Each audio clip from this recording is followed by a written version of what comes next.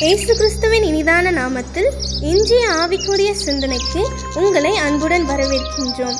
இப்போதும் ஒரு பாடலுக்கு பின்பு உங்கள் சிந்தையை தெளிவிக்கும் ஆவிக்குரிய செய்தியை கேட்கலாம். தாழ்மை உள்ளவரிடம் தங்கிடுதே கிருபை, தாழ்மை உள்ளவரிடம் தங்கிடுதே கிருபை, வாழ்நாளெல்லாம் அது போதுமே, சுகமுடன் தம்பலமுடன், வாழ்நாளெல்லாம் அது போதுமே, சுகமுடன் தம்பலமுடன், சேவை செய்ய கிருபை தாருமே, சேவை செய்ய கிருபை தாருமே, தம் கிருபை பெரிதல்லோ எம் ஜீவனிலும் அதே, இம்மட்டும் காத்ததுவே,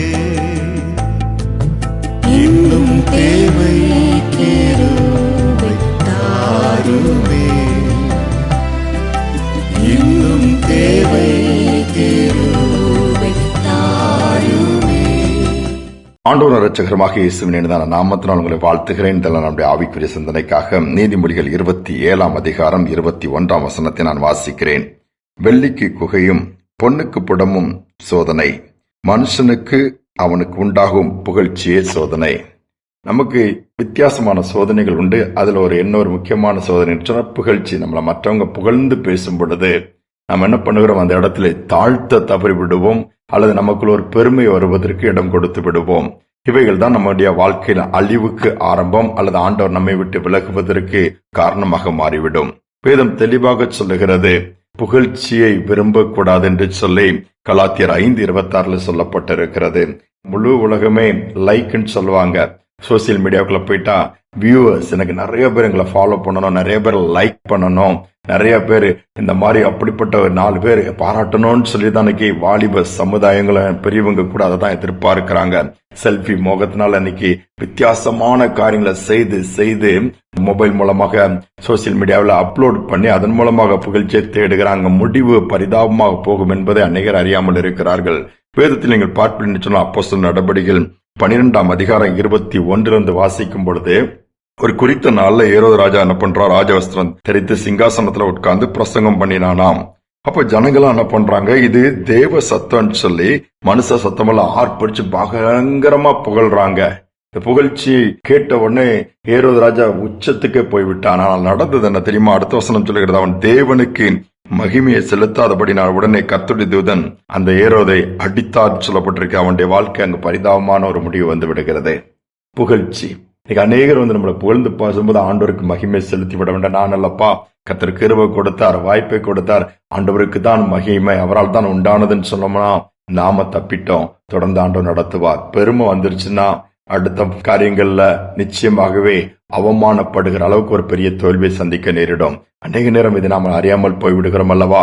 ஸ்பர்ஜன் என்கிற வல்லமையா பயன்படுத்தப்பட்ட ஊழியக்காரர், அவருடைய வார்த்தையில ஒரு ஃபயர், ஒரு அக்கினி இருக்குமா, ஒரு குற்ற உணர்வை ஏற்படுத்தக்கூடிய அந்த விதத்துல வார்த்தை வந்து மற்றவர்கள் கர்த்தர் பக்கம் மனம் திரும்பக்கூடிய ஒரு கிரியைகள் அதுல இருக்குமாம், ஆறுதல் இருக்குமாம், குணமாக்க பல விதமான காரியங்கள் அவர் பிரசங்கம் பண்ணும்போது எங்க போயினாலும் எந்த கூட்டத்துல ஒரு பெரிய அசைவு இருக்குமாம். அப்படி பிரசங்கிக்க வல்லமையான பிரசங்கியர் ஒரு முறை பிரசங்கித்து விட்டு உட்காரும் பொழுது ஒரு சகோதரி அவங்க வந்து, ஐயா நீங்க உங்க பிரசங்கம் ரொம்ப பிரமாதமா ரொம்ப நல்லா இருந்துச்சு சொல்லும் போது அவர் சிரிச்சுட்டே சொன்னாரா, ஏற்கனவே ஒரு ஆள் வந்து என்கிட்ட உங்களுக்கு முன்னாடி வந்து சொல்லிட்டான், இந்த மாதிரி உங்க பிரசங்கம் நல்லா இருக்குன்னு சொல்லி. அது யாரையான்னு சொல்லும் போது தான் பிசாசு வந்து ஏற்கனவே என் காதுல சொல்றத நான் கேட்டேன், உன் பிரசங்கம் பிரமாதமாக இருந்துன்னு சொல்லிட்டு நான் இவைகளுக்கு செவி கொடுப்பதில்லை. ஆண்டவர் நடத்தினார், ஆவியானவர் பேசினார், அவருக்கு தான் மகிமை என்று சொல்லி போனாராம். இதை தான் ஆண்டவர் எதிர்பார்க்கிறார். கொஞ்சம் நம்முடைய வாழ்க்கையில தாழ்த்த கற்றுக்கொள்ளுவோம், கொஞ்சம் நம்முடைய வாழ்க்கையில விட்டு கொடுக்க கற்றுக்கொள்ளுவோம், ஆண்டவரை மேன்மைப்படுத்துவோம். செய்கிற காரியங்கள் எல்லாம் எதை செய்தாலும் பரலோகத்தின் தேவனுக்கு மகிமை உண்டாக செய்யும் பொழுது அவர் நம்மை மகிமைப்படுத்துவார். தாழ்த்த கற்றுக்கொள்வோமா? ஒரு மேன்மையா நினைப்போம், விட்டு கொடுப்போம், பொறாமை அப்புறப்படுத்துவோம், மற்றவர்களை கோபமுட்டாதபடி நம்முடைய வார்த்தைகளை குறித்தும் கவனமாக இருப்போம். புகழ்ச்சியை நாட வேண்டாம், அல்லது யார் என்ன பாராட்டலேன்னு சொல்லிட்டு உடனே சோர்ந்து போயிடாதங்க. நான் எவ்வளவு கஷ்டப்பட்டேன், ஒரு கர்ட்டசிக்கு ஒரு சின்ன ஒரு பாராட்டு, ஒரு குட்ன்னு சொல்ல மாட்டாங்களா? எதிர்பார்க்கவே வேண்டாம். கர்த்தர் அதற்கு பிரதிபலனை கொடுப்பார். ஜெபிப்போம். அன்பின் தகப்பனே, புதிய நாள் காலை நேரத்தை கொடுத்திருக்கிறீங்கப்பா. இந்த நாளை பார்க்கக்கூடிய பாக்கியத்தை கொடுத்திருக்கிறீங்க. அநேக நேரம் நாங்கள் புகழ்ச்சியை நாடி விடுகிறோம் அப்பா, பின் பெருமைகளை பேசி விடுகிறோம். யாராவது பாராட்ட மாட்டாங்களான்னு சொல்லி பார்த்து அதற்காகவே நாங்கள் பணியாற்ற ஆரம்பித்து விடுகிறோம். அப்படி அல்ல, பரலோகத்தின் தேவன் பார்க்கிறார், எல்லாவற்றையும் அறிந்திருக்கிறார். அவருடைய பார்வையில நாங்கள் மேன்மையானவர்களாய் உண்மையானவர்களாய் இருக்க நீர் உதவி செய்வீராக. இதோடு மட்டுமல்ல, யாராவது புகழ்ந்து பேசும்போது எங்களுக்குள் பெருமை வந்து விடாதபடி உமக்கு மகிமை செலுத்த எங்களுக்கு அந்த அப்படிப்பட்ட ஒரு ஞானத்தை ஒரு நடத்தலையும் கொடுங்க. இதனால் முழுவதும் கரம் இருக்கட்டும். இதை கேட்டுக்கொண்டிருக்கிற ஒவ்வொரு பிள்ளைகளுக்கு வேண்டிய கிருபைகளை இந்த நாளில் அதை கொடுப்பீராக.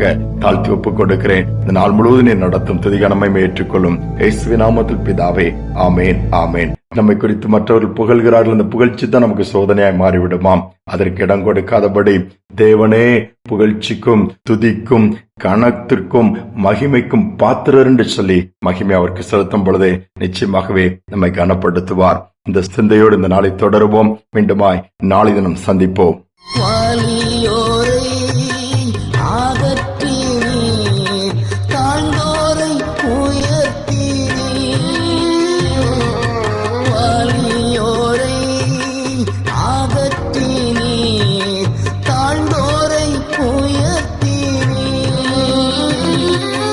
பசித்தோரை நன்மைகளா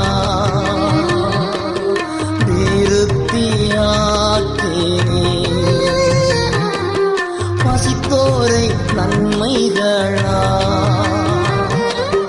நிருத்தியாக்கினே. உமக்கு மகிமை தாருகிறோ, உம்மில் தான் மகிழ்ச்சி அடைகிறோம்.